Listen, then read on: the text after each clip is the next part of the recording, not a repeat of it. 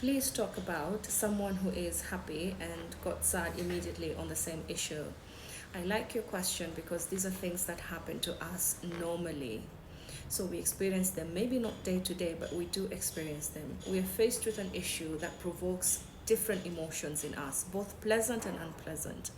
You feel good, but you feel bad. You feel happy, but you feel sad. You feel excited, but you also feel afraid. And a lot of times, because we have two contrasting emotions, we get the tendency to want to reduce that conflict between the emotions, that contrast, by choosing just one.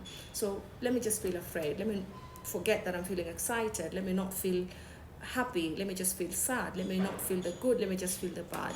And usually in stressful situations, we tend to have an inclination to only feel the negative and to forget the positive. And so emotional complexity is being able to have the capacity to distinguish two different emotions that are happening at the same time. And so for this issue, you're feeling happy, but you're also feeling sad. You want to understand, what does the happy represent? And what does the sad represent? Is there an underlying message that you're supposed to hear, that you're supposed to act on?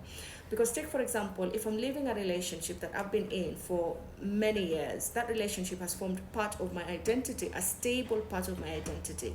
So even if I'm living it for reasons that have forced me to leave the relationship, let's say bad reasons, there was violence or there was abuse or there was something negative going on, and that's why I'm leaving. For the last 10 years being in that relationship, it defined part of who I am. It defined part of my identity. So as much as I might be gaining by leaving that relationship, I'm also losing what I've always known. So I might be happy that I'm leaving, but I might also be sad that I'm leaving a part of myself that I've known for the last 10 years. So you really want to understand these emotions that you're experiencing. What is their role? What is the message that you're supposed to get? Sometimes there's no message, so you don't have to actually pay attention to all the feelings, or you don't have to experience them or act on them.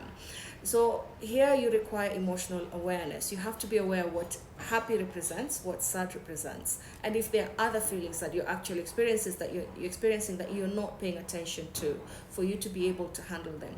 One of the reasons that brings people to therapy is because 5 years ago, 3 years ago, this same thing was happening, and they chose just one emotion that they're going to go with.